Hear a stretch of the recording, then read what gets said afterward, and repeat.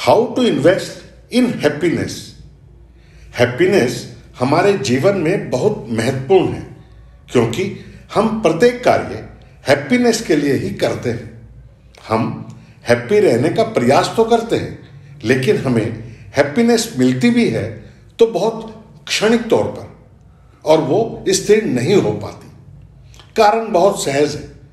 जब हमें हैप्पीनेस मिलती है तो हम हैप्पीनेस को तुरंत खर्च कर डालते हैं और हम उस खुशी से ज्यादा देर खुश नहीं रह पाते क्योंकि ज्यादातर लोग हैप्पीनेस में इन्वेस्ट नहीं करते, और जो लोग हैप्पीनेस में इन्वेस्ट करते हैं उन लोगों के जीवन में हैप्पीनेस हमेशा बनी रहती है। ये बात सच है कि प्रत्येक व्यक्ति की हैप्पी होने की अलग अलग परिस्थितियां और अलग अलग कारण होते हैं, और ये परिस्थितियां और कारण समय समय पर बदलते भी रहते हैं। लेकिन बचपन से लेकर ओल्ड एज तक एक कारण ऐसा है जो कभी नहीं बदलता, वो है दूसरों को खुशी प्रदान करना। अगर हम दूसरों को खुशी प्रदान करने में इन्वेस्ट करते हैं तो उन्हें जो खुशी मिलती है वो खुशी मैनी फोल्ड्स होकर हमें वापस मिल जाती है। जब हम किसी बिजनेस में, किसी प्रॉपर्टी में, किसी म्यूचुअल फंड में इन्वेस्ट करते हैं तो हमारा इन्वेस्टमेंट कई गुना होकर हमें वापस मिलता है।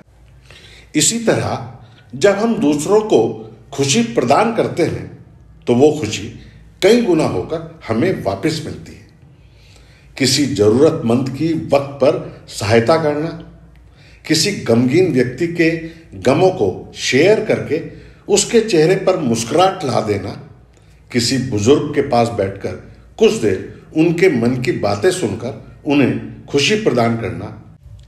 जो बच्चे धन अभाव के कारण हायर एजुकेशन नहीं प्राप्त कर पाते उनकी पढ़ाई के लिए उनके खर्चों को वहन करना, बच्चों के साथ कुछ समय बिताकर उन्हें खुशी प्रदान करना, ये कुछ ऐसे कारण हैं जिनसे हम दूसरों को खुशी प्रदान करने में इन्वेस्ट कर सकते हैं। इसी तरह की इन्वेस्टमेंट का एक वाकया मुझे याद आ रहा है। आज से लगभग 40 साल पहले संडे के रोज मैं किसी कार्य से कहीं पैदल जा रहा था तो सड़क के किनारे 40-50 बच्चों को, जिनकी उम्र 4 से 8 साल की रही होगी, यूनिफॉर्म में एक लाइन में जाते देखा। संडे के रोज बच्चों को स्कूल यूनिफॉर्म में देखकर मुझे उत्सुकता हुई। ये बच्चे कहाँ जा रहे हैं? उनके साथ 2 व्यक्ति भी थे। मुझे लगा ये बच्चों के टीचर होंगे। उनसे बात करके पता चला कि ये एक ऑर्फनेज के बच्चे हैं, संडे सर्विस से वापस आ रहे हैं। औपचारिकतावश उनसे ऑर्फनेज का एड्रेस ले लिया। अगले कुछ दिन मैं उन बच्चों के बारे में ही सोचता रहा और नेक्स्ट संडे उस ऑर्फनेज में पहुंच गया। ऑर्फनेज के मैनेजर से बातचीत के दौरान मैंने कहा कि मैं इन बच्चों के लिए कुछ करना चाहता हूं, तो उन्होंने मुझे ग्रोसरी या कुछ गिफ्ट्स या कैश डोनेशन देने की बात कही। लेकिन मैंने मैनेजर से कहा कि मैं इन बच्चों को किसी अच्छे होटल में डिनर पर साथ ले जाना चाहता हूं। यह बात सुनकर मैनेजर भावुक हो गया और कहने लगा कि पिछले 10 साल से मैं ये ऑर्फनेज मैनेज कर रहा हूं। बहुत से लोग आते हैं और डोनेशन में कैश से लेकर मटेरियल तक देते हैं, यहां तक कि बच्चों के लिए गेम्स और बुक्स भी डोनेट करते हैं। लेकिन इन बच्चों को बाहर डिनर कराने की बात किसी ने नहीं कही।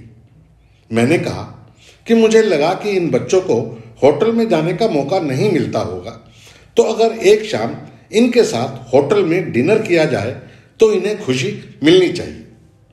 मैनेजमेंट की परमिशन से एक बड़े होटल में डिनर अरेंज किया गया। हालांकि होटल मैनेजमेंट ने हेजिटेंसी दिखाई कि उनके होटल में ओनली फॉर चिल्ड्रन डिनर पहली बार ही होगा, क्योंकि ये बच्चे 4-5 साल से 8 या 9 साल तक के हैं और कुछ बच्चे तो बहुत छोटे हैं।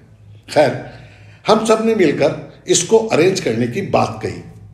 मैंने अपने 4-5 फ्रेंड से बातचीत की ताकि वो बच्चों को डिनर खिलाने में हेल्प करें। एक दिन शाम 6 बजे डिनर तय हुआ। बच्चों को लाने ले जाने का इंतजाम किया गया।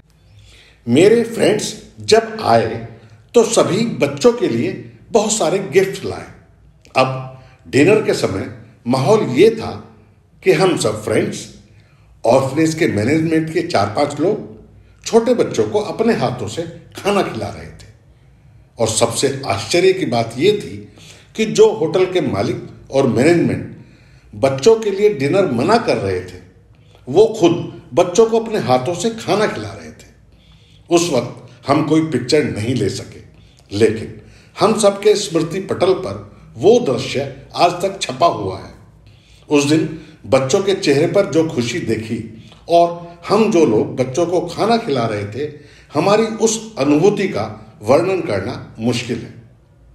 साथियों, ये वाकया सुनाने का अभिप्राय ये है कि उस दिन हम सबकी हैप्पीनेस में इन्वेस्ट करने की शुरुआत थी और फिर तो हमारा ग्रुप बन गया और हम सब इस तरह के अन्य कार्यों में सामूहिक इन्वेस्टमेंट करने लगे और हम सबके जीवन में हैप्पीनेस आश्चर्यजनक रूप से मैनीफोल्ड होकर वापस आने लगी। अगर ये वीडियो अच्छी लगी हो